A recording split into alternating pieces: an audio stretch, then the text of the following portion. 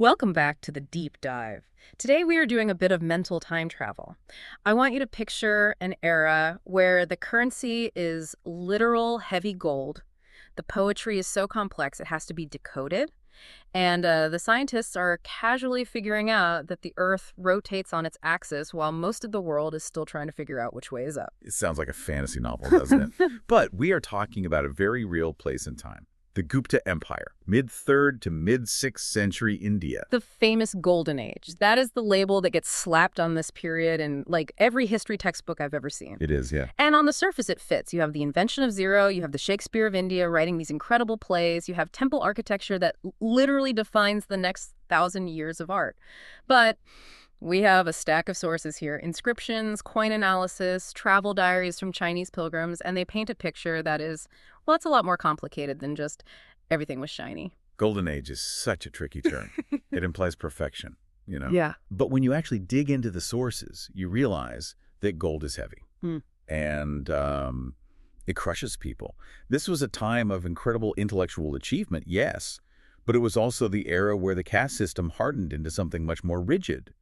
It's when we see the status of women take a pretty significant nosedive. And the roots of feudalism. And the roots of feudalism really start to kind of choke the agricultural economy. Yeah. So, yeah, complicated. So our mission today is to look at the whole picture. We want to understand how this empire rose from the chaos, how it managed to hold northern India together for more than a century, and ultimately, why it collapsed so dramatically. And I think we have to start with the before, because you can't appreciate the order the Guptas brought unless you understand the mess they came from. That's a really fair assessment. I mean, before the Guptas, the political map of India was fragmented. You had the decline of the great Kushan Empire in the north. They were the big connectors to the Silk Road, right? Huge connectors, yeah. And in the Deccan, you had the Satavahanas. When those two big powers fell, it just created this massive power vacuum. So it wasn't a dark age exactly, but it was just chaotic. It was a time of small kingdoms and republics all sort of fighting for scraps. You had the Marundas ruling parts of central India and a complete patchwork of local chieftains in the Gangetic Plains. Into this fragmentation steps a man named Srigupta, roughly around 240 AD. Now, Srigupta, do we know much about him? Because Gupta is a common name today, but back then, names meant everything. Your name was your identity. We know very little about the man himself, unfortunately. He seems to have ruled a small principality, likely around modern-day Prayagraj or Varanasi in Uttar Pradesh. Okay, so to us, Maharaja sounds incredibly grand. It does. It sounds like the top of the food chain. But in the 3rd century political hierarchy, Maharaja was actually a lower-tier title. It usually meant you were a feudatory, a subordinate ruler answering to someone bigger, probably the remnants of the Kushans. So they started as local governors. Petty kings, maybe. But there is a bit of a debate in the sources about their background, specifically their caste. And this is interesting because usually kings are kshatriyas, the warriors. That's the rule. You fight, you rule. That is the Vedic ideal, yes. But the Guptas are slippery. The sources don't explicitly state their Varna. However, the name suffix Gupta was typically used by the Vaishya caste. The traders, the merchants. The traders, the merchants, the agriculturalists. The people with the money. Wait, so the golden age of imperial India, this great martial empire, might have been founded by a merchant family? It is a strong possibility favored by many historians. And if it's true, it tells us something fascinating about the 3rd century. It suggests that the old, rigid social order was becoming more fluid. Economic power, I mean, just cold, hard cash, was translating directly into political legitimacy. If you were rich enough and you controlled the resources, you could become the king, regardless of what the ancient texts said about your bloodline. And they certainly had the resources. They set up shop in what the texts call Madhya Desha, the middle country, which is basically the Ganges basin, Bihar and Uttar Pradesh. Geography is destiny, sometimes. Geography is the first step to empire. You cannot build a massive state on scrubland. They had the holy trinity of empire-building assets. First, the soil's incredibly fertile. You can feed a massive army without breaking a sweat. Second, they were sitting right on top of the iron ore deposits of Bihar. Iron means weapons. Better weapons, better tools, better chariots. And third, and this is crucial, they were positioned right on the arteries of trade that connected to the Silk Road. So they had food, steel, and cash. But having the ingredients isn't the same as baking the cake. You need a chef. Or in this case, a leader who decides that being a small-time Maharaja isn't going to cut it anymore. Enter Chandragupta I. He comes to the throne in 319 AD. And we know he had big ambitions because of two things. First, he changes his title. He stops being just a Maharaja and becomes Maharaja Hiraja. The great king of kings. It's a declaration. He's saying, I am not a feudatory anymore. I am the sovereign. He even starts a new calendar era, the Gupta era, starting in 319 AD to mark his coronation. That's a power move. But his smartest move wasn't a battle, it was a marriage. Oh, absolutely. The marriage to Kumar Devi. And this wasn't just a happily ever after situation. This was a merger, a geopolitical acquisition. So who were the Lichavis? Why were they so important? Kumar Devi was a princess of the Lichavi clan. Now, the Lichavis were old money. I mean, really old money. They were an ancient republic, a Ghana Sangha, that had been powerful since the time of the Buddha, centuries earlier. So they had the pedigree? They had the social prestige, the ancient bloodline, that the Guptas, as potential Vaishyas, might have lacked. They controlled the region north of the Ganges, all the way up to the Nepal Terai. So the Guptas had the new money and the iron, and the Lichavis had the ancient name and the territory next door. Exactly. By marrying Kumara Devi, Chandragupta I didn't just get a wife. He united the Ganges Valley with the Nepal Terai. He was incredibly proud of this. You can see it in the evidence. We have gold coins from his reign, the first Gupta gold coins, actually, and they break with convention. How so? They show the king and the queen standing together, which is already unusual. But on the reverse side, it doesn't say Gupta. It says Lichavaya, the Lichakavas. That is wild. That's like a modern CEO putting his wife's maiden name on the company logo because her family is more famous than his. It shows you exactly where he derived his legitimacy. He was broadcasting to the world, this isn't just me, this is a partnership. This is the power of two great families coming together. It was partnership that solidified the foundation of the empire. But if Chandragupta I built the foundation, his son is the one who built the skyscraper. And he did it with a sword. We are talking about Samudragupta. Samudragupta. He ruled from roughly 335 to 375 AD, and historians love to call him the Napoleon of India. They do. It's a catchy nickname. But is it accurate? I mean, Napoleon eventually lost. That's the key difference, isn't it? As far as our sources show, Samudragupta never lost. He spent 40 years on the throne, and almost all of it was spent on campaign. And we aren't guessing about this. We have one of the most remarkable documents in ancient history, the Prayaga Prashasti. This is the inscription on the Allahabad pillar. Yes. It's a massive stone pillar, actually an Ashokan pillar from centuries earlier, that Samudragupta basically hijacked to carve his own eulogy on.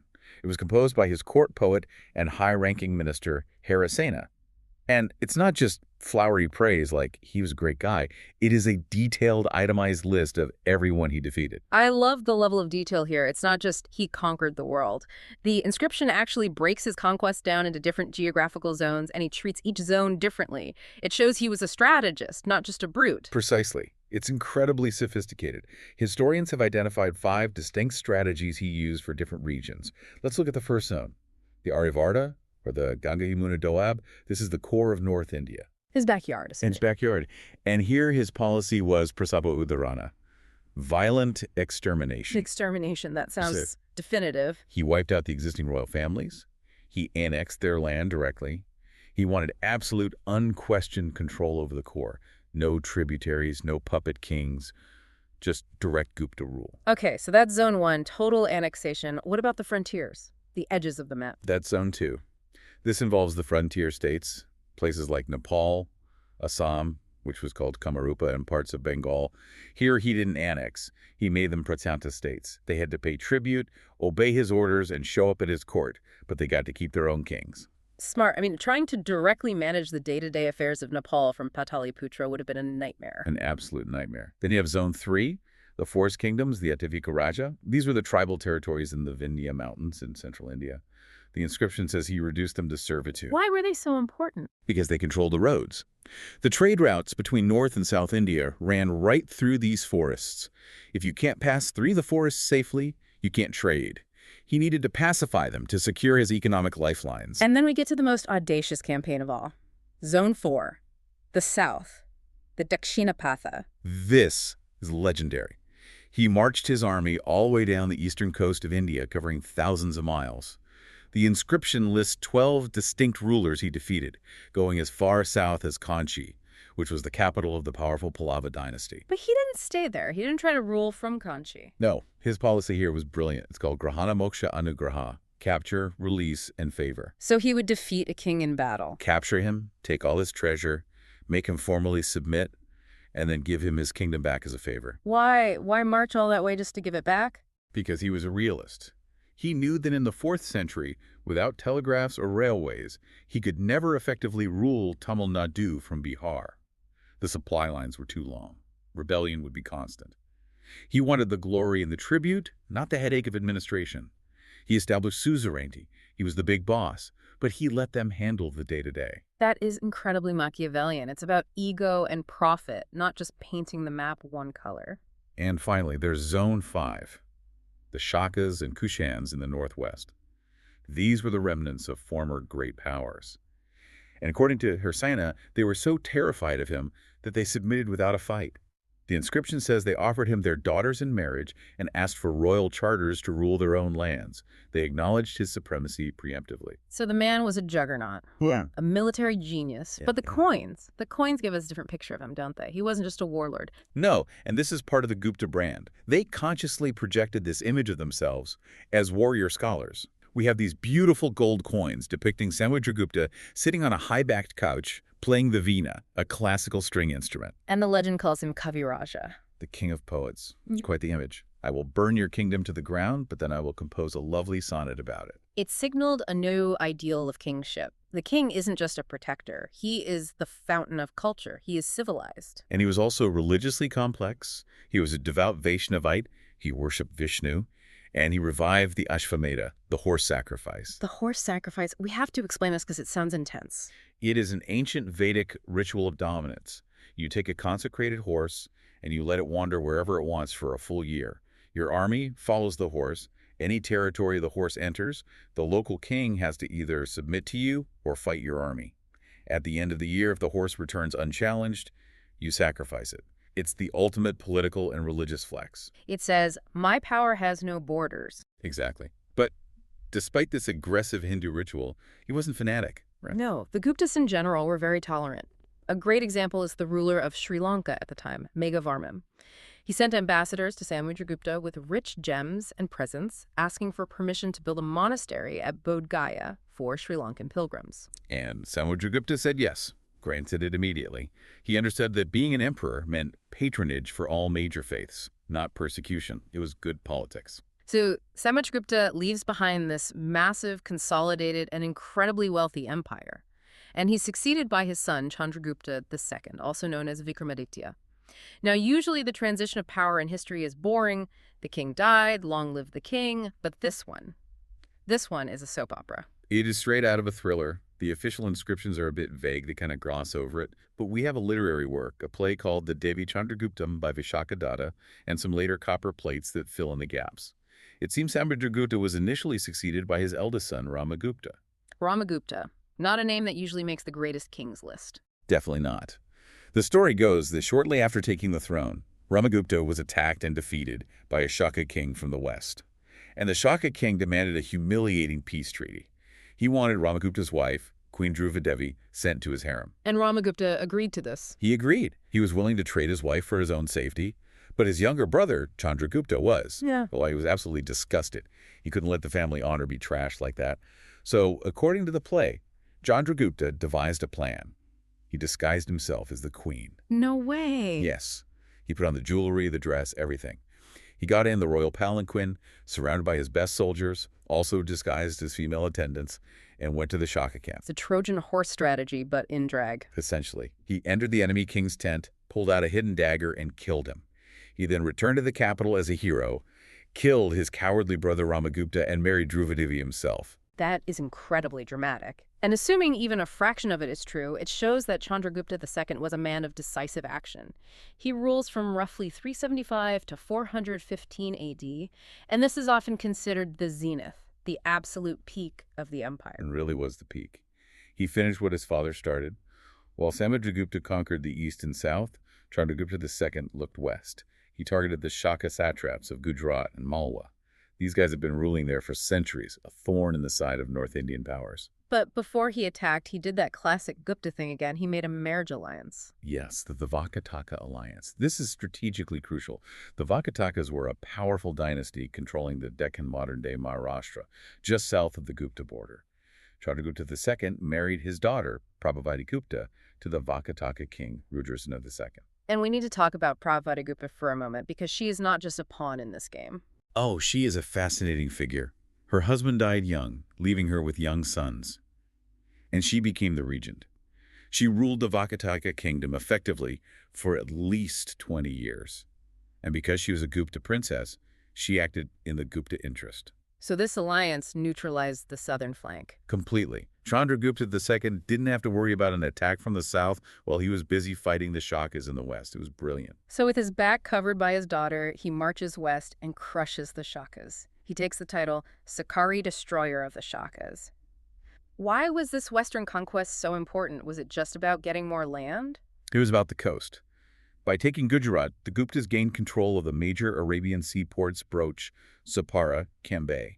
Suddenly, the empire wasn't landlocked. They were plugged directly into the rich maritime trade with the Roman Empire, or Byzantium by this point, and the Persian Gulf. And that means money. Enormous, unbelievable wealth. This is when the influx of gold hits its absolute peak. The taxes from these ports funded the cultural explosion. And to manage this new territory, Chandragupta II established his second capital at Ujjain in the west. And Ujjain becomes this cosmopolitan hub. A city of poets and astronomers. This is where the legend of the Navaratnas, or 9 gems, comes from. The idea that he surrounded himself with the 9 smartest people in the world. Exactly, including the great poet Kalidasa and Amarasima, the lexicographer who wrote a famous Sanskrit thesaurus. Now, whether they were all literally in the same room at the same time is debated by historians, but it represents the incredible intellectual atmosphere of his court. And we actually have a unique window into this time because of a tourist, Fa Hin. Yes, the Chinese Buddhist monk. Yeah. He literally walked from China to India between 399 and 414 AD. He wasn't interested in politics. He was on a pilgrimage to collect Buddhist texts. But he kept a diary. What did he see? If I'm walking down the street in Pataliputra in 405 AD, what's the vibe? He describes a land of peace and prosperity. He notes that the roads were safe for travelers, which is incredibly rare in the ancient world. He says the people were generally rich and happy. He also mentions that the administration was quite mild. Mild in what way? He was surprised that the government didn't use corporal punishment or beheading much. Most crimes were punished with fines. This suggests a very stable, confident state. That seems incredibly progressive. It does. He also notes that the Gangetic Valley was the land of Brahmanism. He saw Pataliputra as this thriving metropolis, and he mentions these charitable hospitals funded by the wealthy, where the poor could get free medicine and care. But, and there's always a but, he also saw the cracks in the society. He saw the darker side. He did. He's the first foreign observer to explicitly describe the practice of untouchability. He mentions a group called the Chandalas. They were forced to live outside the city walls. And when they entered the market, they had to strike a piece of wood as they walked. Why? So that upper caste people could hear them coming and avoid touching them, which was considered polluting. So while the poet Kalidasa is writing these beautiful, sublime verses in the palace, there are people walking outside hitting a block of wood so they don't accidentally pollute the air of the rich. That is a stark contrast. A very stark contrast. And that leads us perfectly into the mechanics of the empire. How did they actually run this place? Because on one hand, you have this image of a god king, but on the other, Fa Hin says the rule was mild. Right. Let's talk administration. The Guptas had some very high-sounding titles. Paramapataraka, Parameswara. They were claiming to be divine. They projected divinity, absolutely. Samudragupta was called Paramadevata, equal to the gods. They constantly compared themselves to Vishnu, the preserver god. It was a powerful tool to demand absolute loyalty. If the king is a god, then treason isn't just a crime, it's blasphemy. But on the ground, they were actually quite decentralized. Unlike the Mauryas before them, who tried to control every single village from the center, the Guptas seemed to outsource a lot of the power. They had to. The empire was too big and diverse for micromanagement. So they created a hierarchy. The empire was divided into buktis, which are provinces, ruled by officials called uparikas, or governors. These governors were appointed by the king, but they had their own courts, their own armies, essentially. And below the provinces. You had vishyas, which are districts, ruled by vishyapatis. And here is where it gets really interesting for understanding their society. The Vishayapati wasn't a dictator. He was advised by a local board called the Adhikakarana. Who was on this board? It wasn't nobles, right? Not nobles in the feudal sense. The board was made up of the Nagarasrestin, who was the chief banker or head of the merchant guild, the Sartavaha, the leader of the caravan traders, the Prathamakulika, the chief artisan, and the Prathamakayastha, the chief scribe. That's effectively a chamber of commerce running the local government, the money men? It is. It shows the immense power of the guilds, the shrenes, and the urban merchant class. They weren't just economic players, they were political players. They had a direct say in local administration and law. But there was a flaw in this system, a vulnerability. The high-ranking officials, the Kumaramatyas. Yes. In the early days, the king picked the best man for the job. Harisena, for example, held multiple portfolios. He was a general, a judge, a diplomat. But as the decades went on, these high posts became hereditary. So it's not about merit anymore. It's about bloodline. We see inscriptions where a man proudly says, I am a minister of peace and war, son of the minister of peace and war, grandson of the minister of peace and war. That's dangerous. When the job belongs to the family, not the king starts to lose control. Exactly. It creates these entrenched power bases that are loyal to themselves first and the emperor second. And this decentralization connects directly to the biggest shift in the Gupta economy, the land grants. This feels like the pivotal moment where ancient India starts turning into medieval India. What exactly is a land grant in this context? It's a practice known as agrahara, or brahmadeya. The king, in order to gain religious merit or to reward a loyal official, would grant a village or a large plot of land to a Brahmin or a temple. But he didn't just give them the land. He gave them the rights over the land. Meaning the taxes. Yes. He would issue a copper-plate inscription saying, essentially, this village is now tax-free. The royal tax collectors will not enter. The royal soldiers will not enter. The Brahmin grantee now has the right to collect the revenue for himself. So he's creating a state within a state. He's voluntarily giving up his own revenue and his own authority over that piece of territory. Why would he do that? In the short term, it seemed like a good idea. It was an easy way to reward people without dipping into the treasury.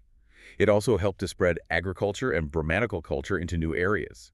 But in the long term, it was disastrous for central authority. And for the peasants living in that village. For the peasants, this was often a disaster.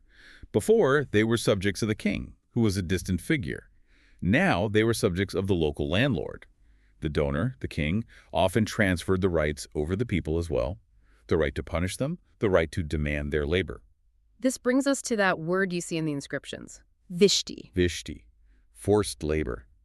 It appears frequently in Gupta inscriptions, especially in central India. It was considered a tax paid in sweat.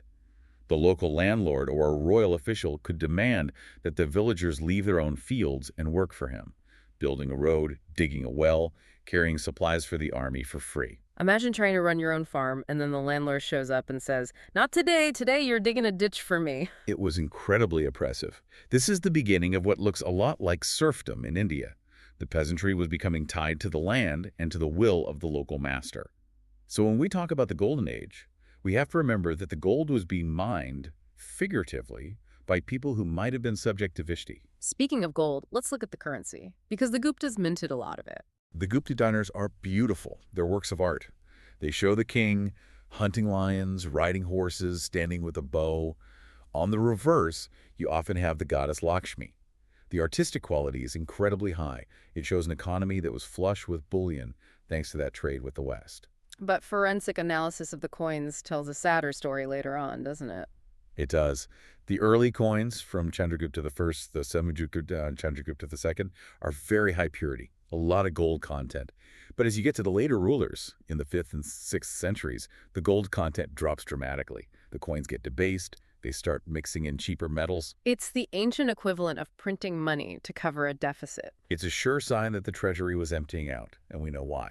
The trade with the Roman Empire declined significantly around 550 AD. The Byzantines finally learned how to make silk themselves. The story is they smuggled silkworm eggs out of China. Once they could make their own silk, they didn't need to buy it through India anymore. The main source of gold and silver dried up. So the economy is becoming highly stratified. You have these super rich merchants and powerful guilds, and then you have this increasingly oppressed peasantry. Now let's look at society, the social structure. We mentioned the caste system getting more rigid. This is when the four Varnas Brahmins, Kshatriyas, Vaishyas, Shudras really start splitting and proliferating into hundreds of jadis or subcastes. Why? What was driving that fragmentation into smaller and smaller groups? There were a couple of key reasons. One was the assimilation of foreigners. When groups like the Huns or the Shakas settled in India, they had to be fitted into the caste system somewhere. They were usually powerful warriors, so they were often absorbed as a new subcaste of Kshatriyas. This is one theory for the origin of the Rajputs later on. And the other reason? Tribal assimilation. As the empire expanded into forested and remote areas, local tribes were brought into the caste hierarchy. But they weren't absorbed as individuals. A whole tribe would be designated as a new, usually low-ranking subcaste. And for women, the sources. They paint a pretty bleak picture. It's a period of distinct decline in their status and rights. The Manusmriti, the law code that advocates for the strict patriarchal control over women, became the standard legal text. The practice of Swayamvara, where an elite woman could choose her own husband from a group of suitors, basically disappears. Early marriage for girls starts to be strongly recommended in the texts. And we see the shadow of sati, the first real evidence. We do. The Aaron inscription of 510 AD is haunting. It records the death of a general named Goparaja, who died in a major battle. And it says his wife, described as devoted and loyal, ascended the funeral pyre with him. This is the first clear epigraphic record of widow immolation. It wasn't yet a widespread custom, but the fact that it was celebrated on a royal monument is disturbing. It shows the ideal of womanhood was shifting towards total self-negation for her husband. It's a heavy realization. But we have to pivot to the other side of the coin, because at the exact same time this social hardening is happening, the human mind is breaking barriers in science, literature, and art. This is the golden part that is absolutely undeniable. The intellectual and cultural output was just staggering. And it starts with the language. Sanskrit. Sanskrit becomes the power language, the language of the elite. It becomes the language of the court, of all official inscriptions, and of high literature. And the undisputed master of Sanskrit in this era was Kalidasa. The playwright, Shakuntala. Abhidna Sakuntalam. It's a masterpiece. It's a love story involving a king, a forest maiden, a curse, and a lost ring. The poetry is exquisite. But even in his plays, you see the social hierarchy reflected. The king and the Brahmin characters speak perfect, classical Sanskrit.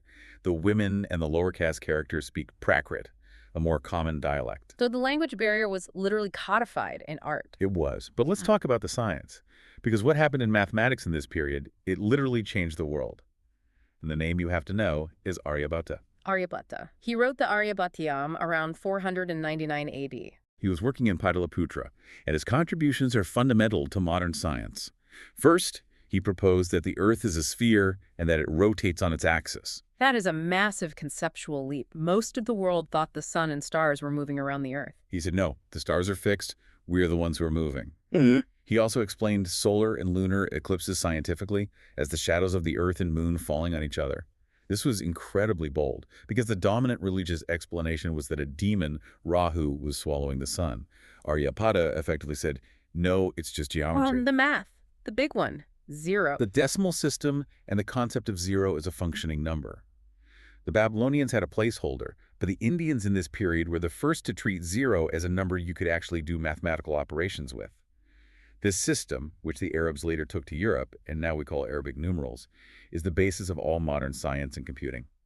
Without the Gupta mathematicians, we might still be struggling with Roman numerals. And it wasn't just theory. They were masters of practical chemistry and metallurgy. You just have to look at the iron pillar in Delhi. It's still there. You can go see it today. It's a 7-meter-tall iron pillar, dating to the 4th century. It has been standing out in the rain, sun, and pollution for 1,600 years. And it hasn't rusted. That feels impossible. Iron rusts. That's what iron does. Not this iron. They used a very advanced technique involving a high phosphorus content and a specific heating and cooling process that created a passive protective film of a compound called misawite on the surface. Modern metallurgists are still deeply impressed by the quality of the casting. It shows an industrial capacity that was absolutely world-class. And finally, the art.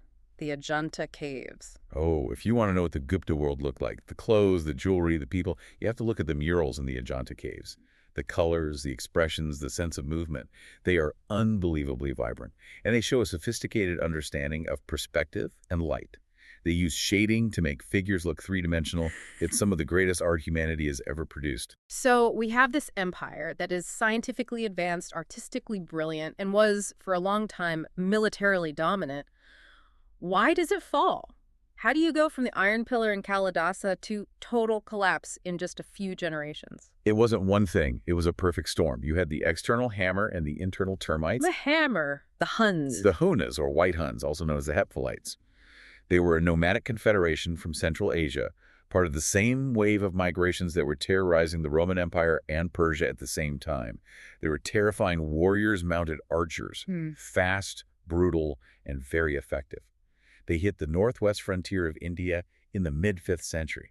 And the Gupta king at the time, Skandagupta, he actually managed to stop them. Skandagupta, who ruled from about 455 to 467 AD, is the tragic hero of this story. He's a brilliant general. He spent his entire reign fighting them, and he managed to inflict a crushing defeat on the first wave of the Huns, saving India from the fate of Rome for a few decades. But the cost. The cost was everything. The treasury was drained.